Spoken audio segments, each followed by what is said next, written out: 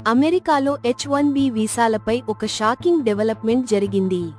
President Trump తాజాగా sign చేసిన కొత్త రూల్ ప్రకారం ఒక్కో H-1B వీసా కోసం కంపెనీలు ఇకపై సంవత్సరానికి $1,00,000 ఫీజు చెల్లించాలి. అంటే మన రూపాయల్లో దాదాపు 80 లక్షల రూపాయలు అన్నమాట. ఇదంతా ఎందుకు అంటే అమెరికన్లకు ఉద్యోగ అవకాశాలు పెంచడం, కంపెనీలు లోకల్ వర్కర్స్ని హైర్ చేసుకోవాలని ప్రోత్సహించడం. కానీ టెక్ కంపెనీలు, స్టార్టప్స్ మాత్రం ఆందోళనలో ఉన్నాయి. ఇలా చేస్తే అంతర్జాతీయ టాలెంట్ అమెరికాకు రావడం కష్టమవుతుంది, ఇన్నోవేషన్ తగ్గిపోతుంది అంటున్నారు.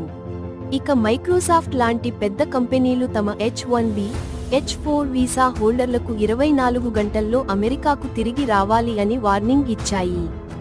కొత్త ఫీజు సెప్టెంబర్ 21 నుంచి అమల్లోకి రానుంది. అంటే ఫ్రెండ్స్, ఇకపై H-1B వీసా అంటే టాలెంట్కు మార్గం కాదు, డబ్బున్నవాళ్లకే ఆప్షన్ అయ్యే అవకాశం ఉంది.